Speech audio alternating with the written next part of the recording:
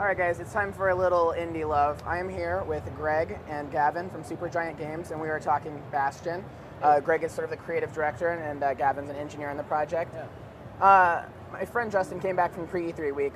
He was raving about Bastion, and it's a game that's building a lot of hype behind it right now, a lot of really positive, and I don't know that much about it. I feel like I'm kind of getting left behind in the dust. So, along with the audience, let's get an education. Yeah, well, it's our first game as a studio. We're called Supergiant Games, but in fact we are just 7 dudes operating out of a house in San Jose, California, and we wanted to make an action role-playing game with some kind of emotional weight to it as well. So we have this reactive narration technique where the whole story of this game is unraveling as you go with this kind of gravelly voiced narrator who's often responding to the actions that you take in the game, but also like building towards something. You could tell that he really wants to tell this story, but the only way he's going to do it is if you keep playing.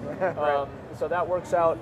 We're really happy with the effect that that's had on people. We were hoping that people would like it, and they have been responding to it really well. And then it's very catching. When I walked by the booth, that was the first thing I heard was that was the narrator's voice, and I was like, oh, it is Bastion. Oh, and they try and people, it surprises people some of the little things that we do with it.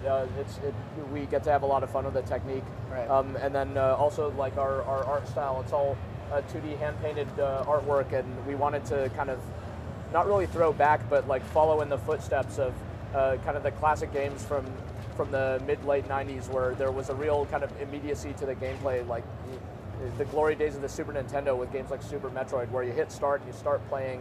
They don't they don't put a lot of indulgent storytelling in your face, no big cutscenes. It's just like you're just playing. And the controls are super tight and responsive. So that's the kind of feel we're going for. Almost like if people still kept making games like that, how would they look and feel today? And this is our response. So that's very cool. That's definitely an era that I'm a big fan of myself. Same here.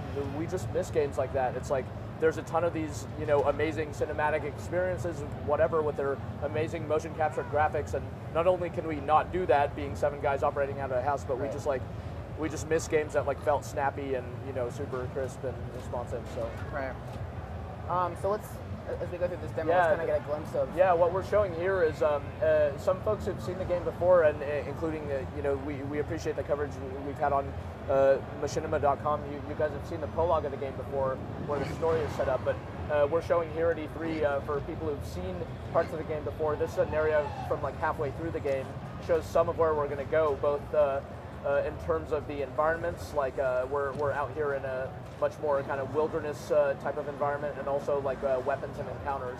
Because when we first start off the game, it's very important to us to have like a gradual, smooth learning curve where people can gradually get introduced to the gameplay and make it kind of very friendly. Like, we really want to take care of the player. Like, you don't have to know anything going into this game.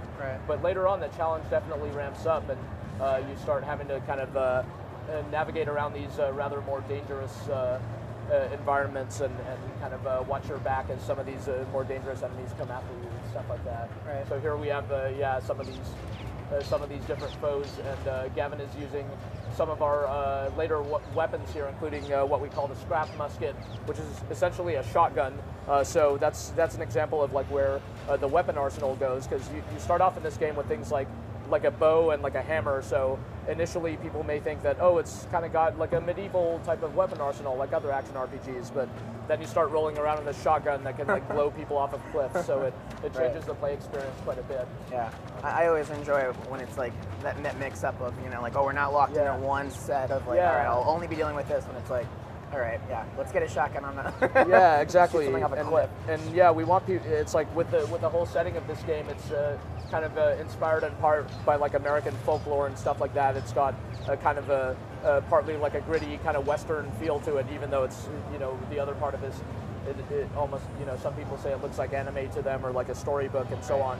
We wanted to combine all those elements to create like this kind of surprising world where it's familiar to people, but always surprising. Like, you can't quite place, what the time period is and stuff like that. Can we? We'll probably people have seen some of the pre-E3 stuff, but just people who haven't, as far as the story goes, because this is really interesting. If you want to set up the world a little bit. Sure. The basic setup is the game starts off with a lot of mystery. basically you are this character who wakes up to discover that your entire world has been torn to pieces in an event known as the Calamity, which you're discovering from the narrator talking. And but the world is reconstituting itself around your character as you move. So you set out for this location called the Bastion, where your people were supposed to go in case anything went wrong. But the only person you find there is an old man who believes he has the power to make everything better. He just needs your help in order to go out there and find the materials needed to restore the Bastion to its kind of former glory. So you're out there kind of doing these missions for him, getting the stuff you need, and it's taking you to these pretty dangerous areas that have been affected by the Calamity, split apart, and you're seeing some of the creatures that have been warped by the Calamity or otherwise affected. Is he the voice of the narrator? He is the old man you find. Yeah, it is indeed. It's something that it's kind of the first twist that you encounter in the game. It's not a big spoiler because it's like in the first 20 minutes or so. It's right here. Like a ton of people have seen it at this point. But yeah, the narrator is in fact a character in the game. And the moment you meet him, you realize that hopefully it sets off a lot of interesting questions of like, oh, why is he telling this story? Right. He's a participant in the story, not just the storyteller. Very cool. Can you describe some of the different environments that we'll see throughout the course of the game? Yeah. In a lot of the game, basically you start off in the remains of the city known as Ceylondia, which you learn is like it was the most beautiful place in the world. It's this like glorious kind of Babylonian style, ancient Rome type of great place to live. No irony whatsoever. It was just awesome. But it's been totally destroyed and picked apart, and there appear to be no survivors.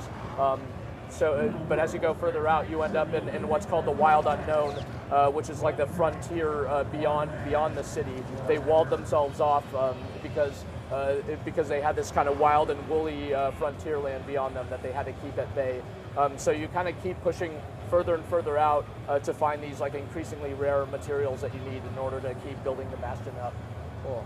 Will we be seeing sort of traditional boss encounters in various parts of this game? Yeah, it's funny you should mention because we're about to run into one here. Nice. They're not necessarily. I suppose they're traditional in some ways. I mean, like I said, we do owe to a tradition in the Ridley kind of Bastion. Exactly. Yeah. So in this particular level. It's called Rothus Lagoon, and you've been harassed by a creature affectionately known as Queen Anne because she's a gigantic creature called an ankle gator, which is kind of lurking around underground here and popping out to like basically bite you in the feet and kill you. So you're having to kind of evade her here. You finally kind of cornered her and are able to fight, but Gavin's not going to kill her, is he? We have there's like, we play around with both kind of traditional boss style encounters and also, we definitely have some fun with stuff like that.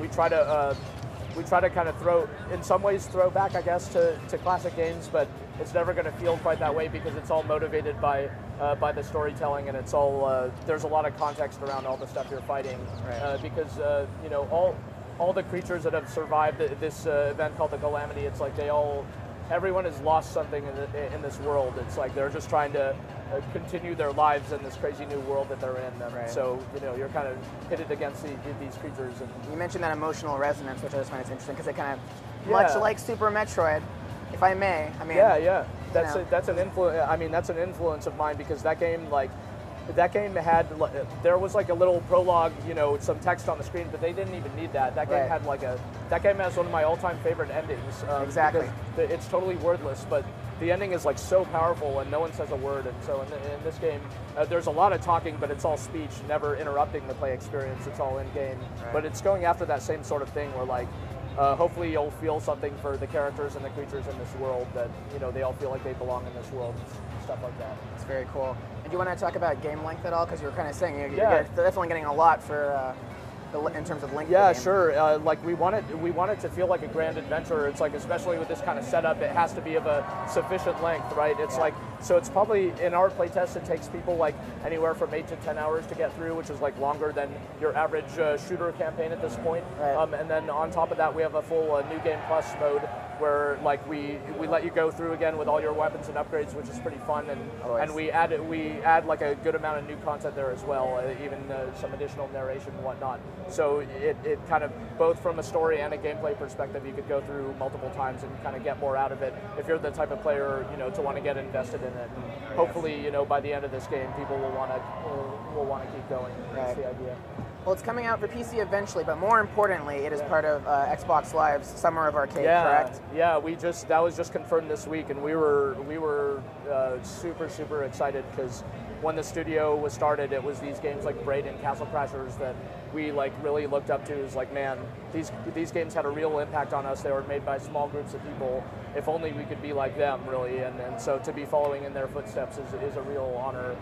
And yeah, the recognition that we've received here at E3 and stuff, it's like we're super excited. So, yeah, well, congratulations. I'm definitely excited. I actually haven't had an Xbox of my own for a while, and a lot of the stuff I've seen in E3 has sort of convinced me. It's like, all right, time to break it out again, you know, settle in with some really awesome games. Yeah. We're going to throw up to Adam and Kale up in the booth. Thanks, guys. Yeah, awesome.